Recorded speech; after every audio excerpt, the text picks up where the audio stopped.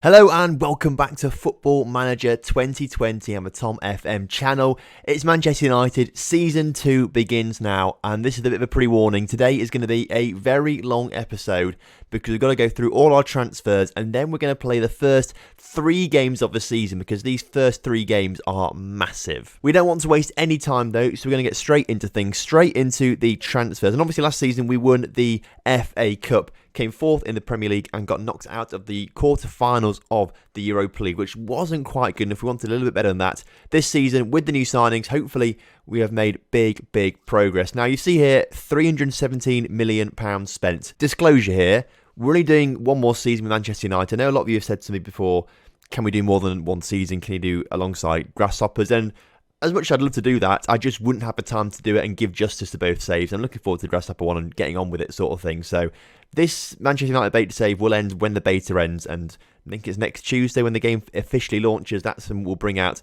the Grasshopper save. So essentially we've got one more season Man United and I just wanted to spend as much money as possible. So all of these transfer fees are a bit inflated to get players in.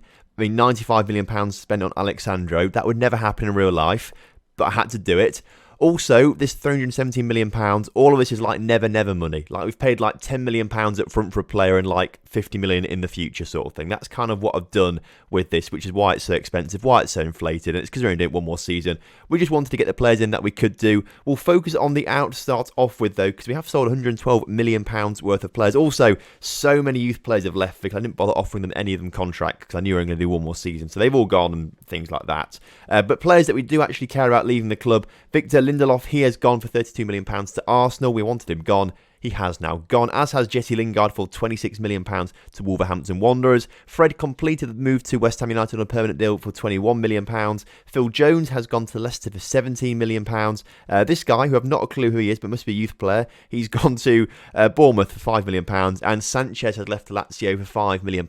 We had to let him go for a really cheap deal because he was on £400,000 per week here at Man United. So we had to let him go on a cheap deal for other clubs to actually pay his wages. So he's gone to Lazio on a cheap deal, but at least he's gone, saving us money. On the inside, we have spent a lot of money, overspent on players, but as we're only doing one season, I've said, it doesn't matter. So first up is Jason Denayer in from Lyon for £38 million. He will be the second best centre-back at the club with 3.5-star current ability. We had to improve our back line, and Denayer comes in as a very capable ball-playing defender, which is exactly what we needed. He's had a good career all over the place, starting off actually at Man City for a while, so obviously making the switch in allegiance to Manchester United. Hopefully he has a great season for us, but should be a very good player. He is going to be paired at the back, actually. We'll go all the way down to this guy. I'm not a clue how you pronounce this guy's name. Milan Skriniar? Is it just Skriniar? I feel like I'm saying it wrong. You'll tell me in the comment section. But he's going to be partnered with Skriniar this season as a centre-back. As you can see, 4-star current ability. We've bought him for £70 million. It was like a £10 million up front, 60 in the future. That's what they wanted. So we paid it in the end as a very good defender. He should come in as a real top-quality defender, leading player for Premier League sides. He's going to be a rock in our defence, and we had to improve our defence massively. So he comes in to make a big impact, I think. So look forward to seeing him. I suppose we're sort of going all over the place already. We've talked about 2 centre-backs. As I've mentioned already, for £95 million, ignore this transfer fee, Alexandro comes to Manchester United. We had to improve on Luke Shaw. This guy was available on, well, an expensive deal. I mean, more expensive than other players that we could have got, but we had a struggle signing other players. Sandro is happy to come to us for the right price. This was the right price, and he is going to be really good. Obviously, you know all about Alexandro, playing all over the place, having a great few seasons at Juventus, but now coming to Manchester United for a massively inflated fee. Ignore it, he will be a great signing, obviously for one season, but it's going to be good fun having Sandro around. So there are 3 new defenders. We had to improve the back line massively, so they are 3 new defenders. Moving into the midfield, we brought in Gabriel from Benfica. He comes in for £35 million as 4.5-star current ability, deep line playmaker. It's going to be rotating with Paul Pogba, who is still at the club. He is, however, very cross with me because I tried to hold out for £200 million from PSG to have more to spend, obviously, with some other players. PSG said no. Pogba was like, I want to go. And I was like, well, they've gone now. They're not going to bid for you. We had a bit of a disagreement about how much to sell him for. So Pogba's cross with me. So actually, Gabriel might come in as a first choice player ahead of Pogba this season if Pogba doesn't decide to get his head straight, basically. Also can play in that CDM position as well. So if you want to switch to that more defensive style of play, which we might do in today's episode, that is what we're going to be doing. But Gabriel, very, very good player. I'm expecting to see a lot from him this season. Just ahead of Gabriel, we'll be playing Luis Alberto, £56 million from Lazio as an attacking midfielder and a massive step up from Juan Mata. 4-star current ability, is a great player, will do some great stuff for us, had a great few seasons at Lazio as well, obviously came from Liverpool as well at some point, he played for them for a little while, went on loan a lot of the time, but obviously didn't really fit in with their system, but is a world-class player now in this version of the game, and hopefully will score plenty of goals for us. And speaking of goals, Edinson Cavani comes in on a free transfer. Now, a few of you actually may have seen him sign for us back in January, a few episodes ago. He was 4-star current ability when we signed him, but he's dropped a bit down to 3. But he was a great signing. 300k per week is an awful lot of money for him, but on a 2-year deal, he will score goals for us. He's done very well. His goal scoring record speaks for himself. I think he's one of the most underrated strikers in Europe. I think he's fantastic. So I'm looking forward to seeing how he plays this season. He's the best striker we've got right now. We nearly sold Martial. I should point this out as well. We had a straight swap organised, Martial for Son from Tottenham. However, Martial rejected Tottenham's contract offer. It all fell through and we didn't sign Son. We couldn't get rid of Martial. He's on an awful lot of money per week, which I don't like. But hopefully this season he sort of sorts himself out a little bit because he didn't play very well last season. And finally, for £22.5 million, we signed Erling Haaland from Salzburg. Now, he's not a player that had on my radar. Essentially, the board started rejecting deals for players because I was trying to sign so many players. We had a few more deals on the table, but because they're all older than 21, the board at one point got so cross at me because one of our club philosophies and the club vision is to sign young players. And I hadn't done that, obviously. So they were like, you've got to sign young players. We're going to block all these transfers for old players. So I had to sign Haaland or any young player, but I chose Haaland because we needed a striker out there as well. At this point, of course, I did think Martial was leaving, so I had to get a replacement in for him. Obviously, we would have got Song, but I wanted to make sure we had someone else in there as well. Haaland has come in anyway and should be pretty good for us this season. So they're all the ins. A slightly convoluted order, but I did it in position order instead of just ascending order, so hopefully that was a bit more straightforward for you. A couple of players leaving as well. In terms of club vision, not much has changed. However, they are pretty cross at me for not signing players under the age of 23. I've signed basically everyone over the age of 23, so they are devastated, apparently, the board at me for that. But I'm still on a C+, so they're still satisfied with my management, apparently. This season, the board, though, have come to me and they have said, basically, we want Champions League quarterfinals. We want to qualify for the Champions League next season again. We also want an FA Cup final again, but the Carabao Cup and the Community Shield are not important. And luckily, it's good because we lost the Community Shield 3-2 to Liverpool. We went 1-0 up, and then Liverpool came back, scored 3. We scored 1 through Cavani, but we couldn't quite make it count. But we're not focusing on that. We've got 3 games coming up for today. First one is Chelsea. Second one is Liverpool. Third one is Arsenal. What a ridiculously hard start to the season that is. That is going to be tough, but that is what is awaiting us. So we're going to get straight into this first game against Chelsea, and we're going to go straight into the lineup. So De Gea in goal as per usual, with a new look back line of Sandro, Skriniar, Denayer and Wan-Bissaka. Pogba and Partey in the midfield for now, with Everton, Mata, Bernardeschi and Cavani leading the line for us. We've got a couple injuries. Goretzka's injured. Luis Alberto is injured. The new attacking midfielder to replace Mati. We might not even see either of these guys this episode. We won't see Goretzka at all. He's out for the 8 weeks, but we probably won't see Alberto, I don't think.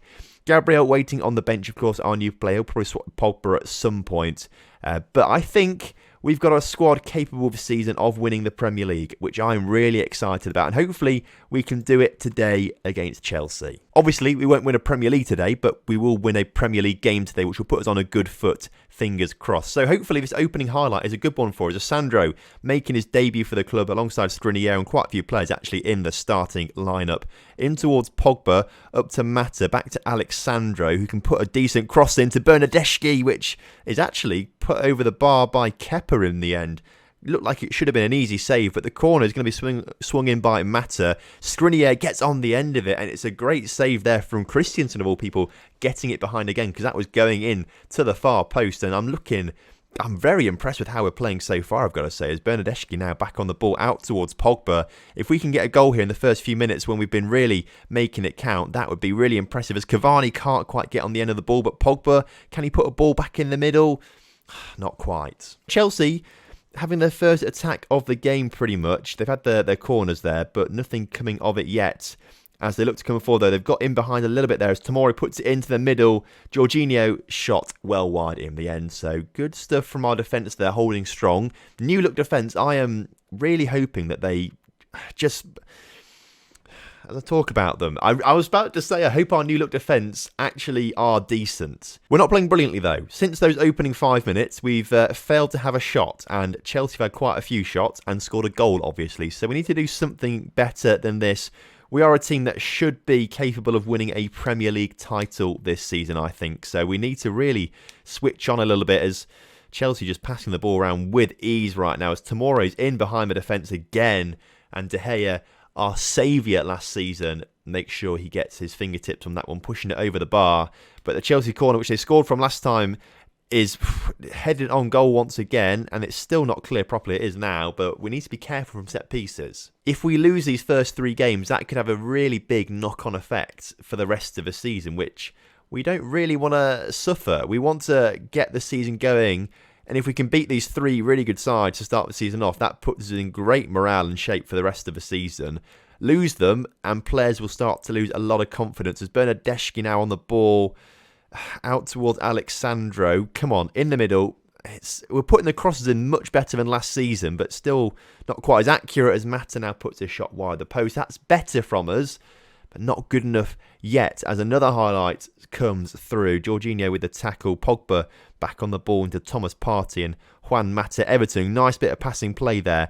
Back to Alexandro, who can put the ball in the middle. He runs in instead. Alexandro, all the way, takes it on himself and scores the goal on the 40-minute mark. Alexandro, take a bow. Second half, though, and Chelsea get the first chance, which goes just wide of the mark. I think we can really pump the momentum going. Let's get it going. Let's demand more. Focused attack there. That was good to see. Everyone looked pretty focused there. That was good. So hopefully from this highlight, Wan-Bissaka coming forward, if we can grab a goal here, we will be in control of today's game, as Mata puts it out towards Everton on the new number 19. He was like 7 last season, I think, but then Cavani took it. So there we go. Wan-Bissaka on the ball, number 29. His number's not changed, as he's going to put a ball into Bernardeschi.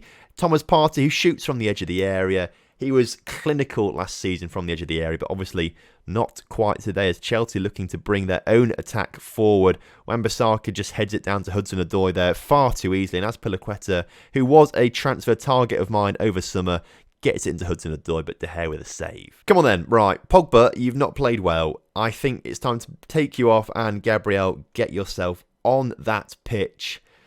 I'm also tempted to bring De Gea off and Aya on. I reckon Aya will be starting a few games this season if Skriniar and De Gea don't get their act together quickly.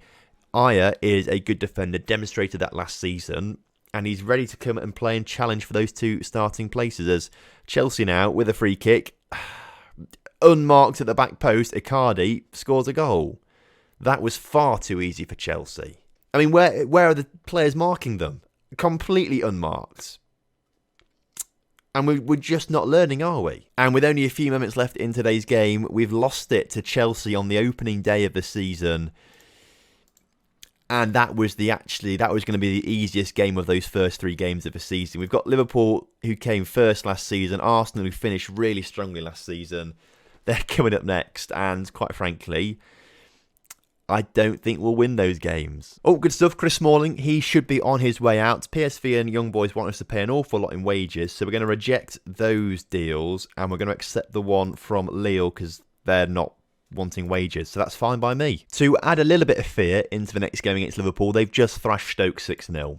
You hate to see it. So for this game against Liverpool, I think we switch to a slightly more defensive formation. So we'll swap Pogba and Partey over. Well, I don't know why I'm doing that. Let's just make Pogba back to that deep-lying playmaker and Partey that box-to-box midfielder. But Partey will go into that CDM position and Gabriel will come on as that box-to-box. That's a scary midfield, that is, in my opinion.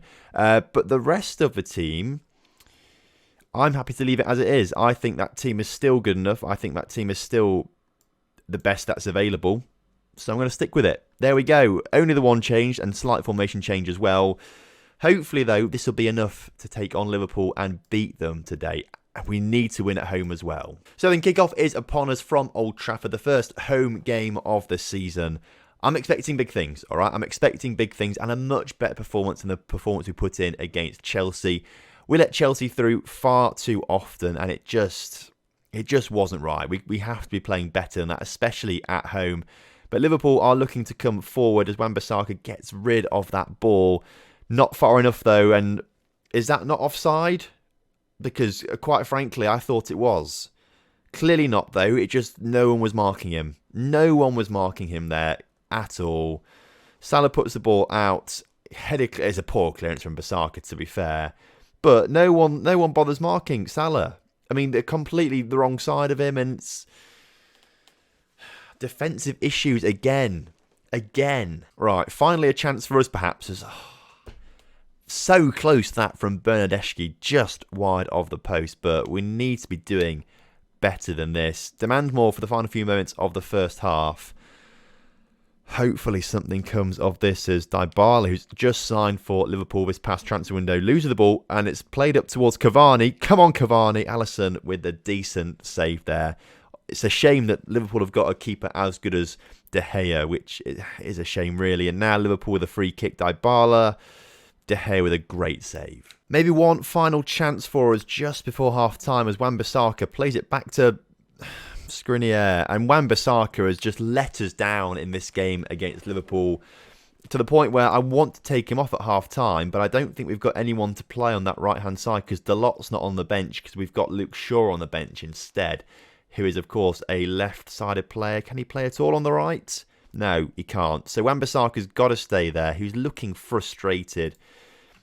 Let's say, calm down. Just to Wan-Bissaka. Calm down. Stop looking so frustrated. Has that worked? That has worked, hasn't it? Brill. I mean, if anything, though, it hasn't worked because he's just going from furious to frustrated to, can we just get him off the pitch, please? We can't get off the pitch. There's no one else to play there. That's the annoying part. Rashford is going to come on for Everton then. Also, we're going to go very attacking as well at this stage of the game. Cavani's not impressed me today, so Greenwood, on you go. Make your first appearance of the season. Show me why you should be starting ahead of Edinson Cavani. You got 15 goals last season. I want to see you get one today to level things up with Liverpool as Rashford makes a good tackle there. The ball to Bernardeschi is good. Bernardeschi should have squared it, and that would have been a certain goal. Instead, selfish, takes it on himself.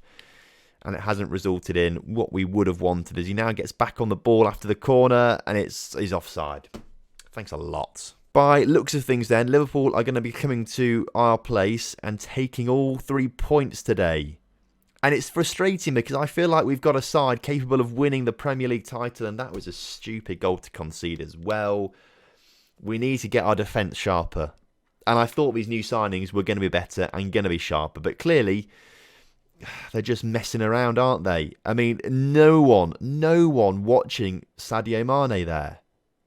And that's why he scores. The thing is, going forward, we've not been bad. Going forward, I think we have been quite good actually.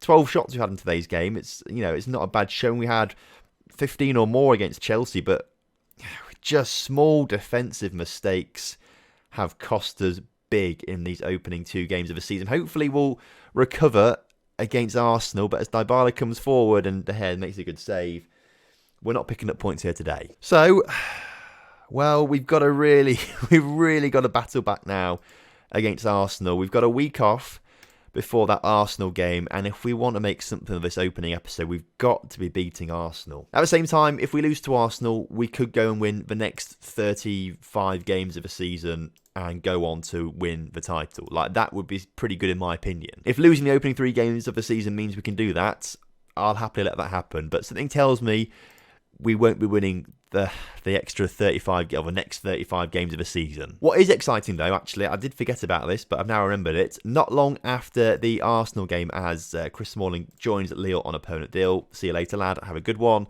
After that Arsenal game, we've got the Champions League group stage draw, so that's going to be the final part of today's episode. So don't switch off after the Arsenal game. We've got a Champions League draw as well to get on with.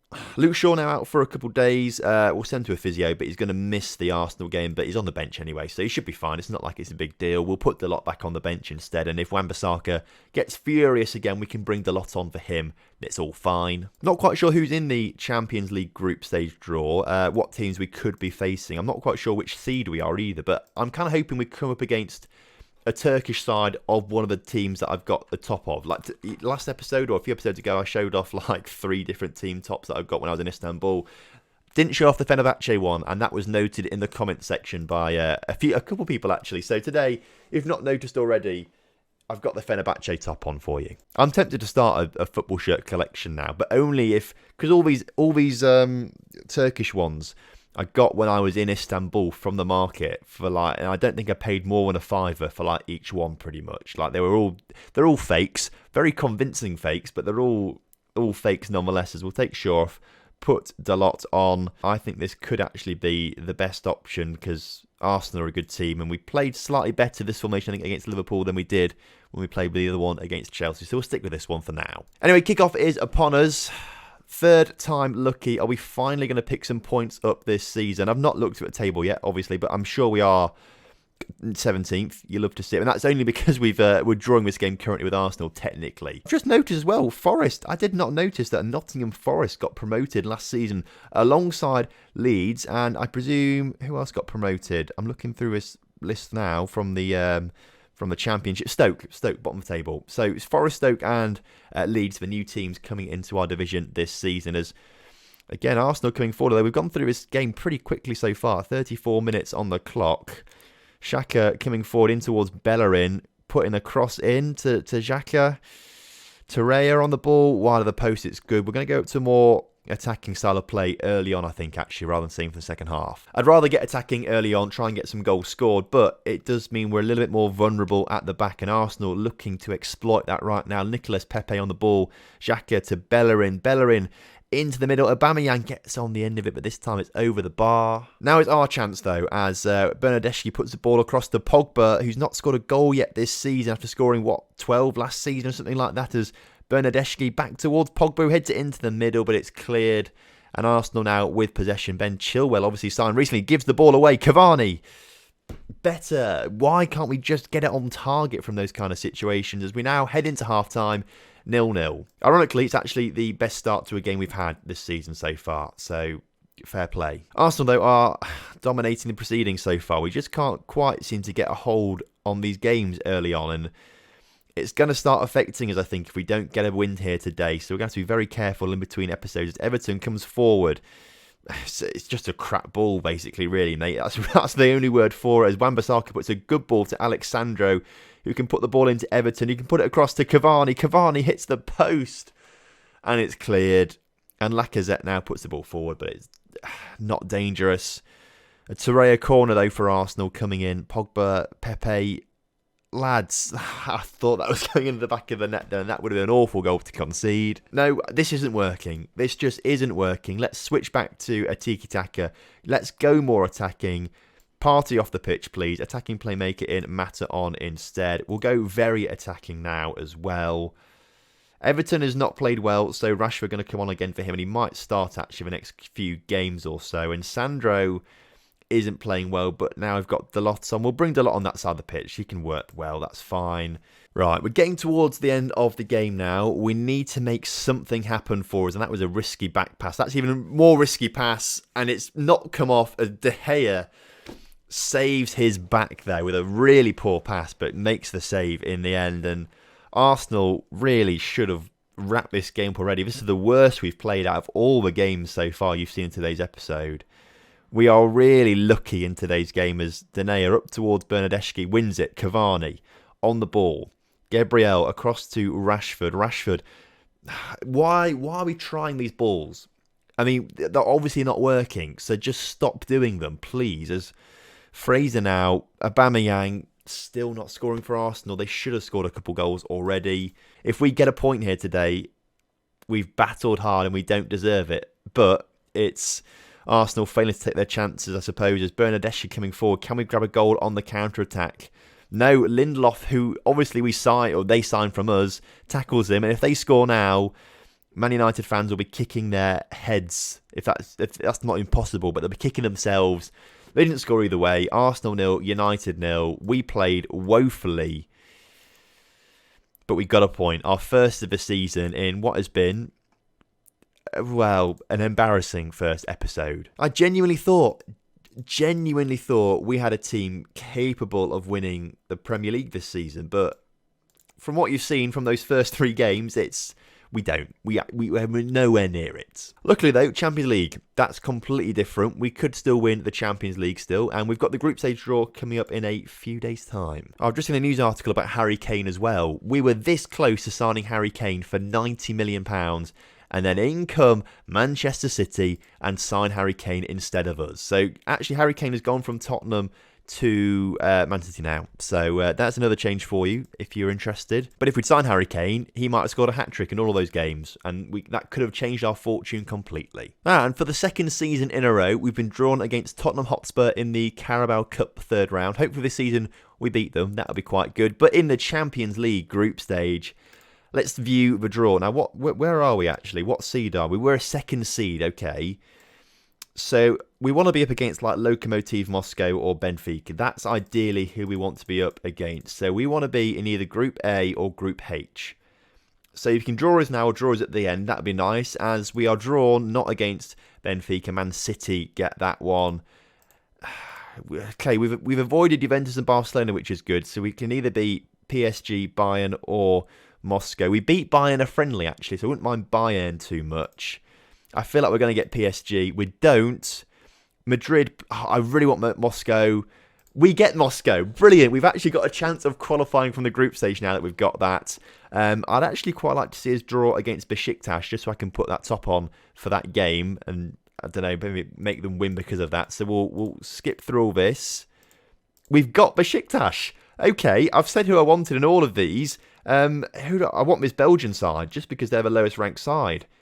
But really, I don't mind too much. Well, I say that. I want Basel, Dinamo, or this Belgian side. I'd like to have Başakşehir, but they're a Turkish side. We've already got Besiktas. Başakşehir are actually a team from Istanbul. I spent my entire time there trying to find a Başakşehir top. No one had one, not even the Grand Bazaar. Just no one sells Başakşehir, apparently. They're not a big team, apparently. So I'd love to have one. I'd love to have one, but couldn't get it. We don't get Dinamo. We don't get the Belgian side. So hopefully we get Celtic or Basel now, and we get Celtic, which is very good. So we have got I'm going to say this, a ridiculously kind Champions League group. If we don't win every single game in this this is probably easier than the Europa League group we had last season. I won't lie to you, I think it actually is. If we're not winning every single game here, I'm going to be really, really upset. Like, we have to win every single game, surely. So until we have got limited time with this season, until, of course, FM20 properly releases on the 19th, then we're going to start the Grasshopper save. We're going to miss that first Lokomotiv game and go straight to this game against Besiktas. We're going to do that one. Next episode, we'll also do Leeds United, because Manchester versus Leeds United is a derby rooted in history, so I'm sure you guys are looking forward to that one. So Besiktas and Leeds United coming up for you tomorrow. So thank you very much for watching today's episode and sticking around for a long one. If you're still here, thank you very much. That's a long time to be watching, especially through 2 defeats and a draw, and we've not played particularly well. But hopefully you like the new signings.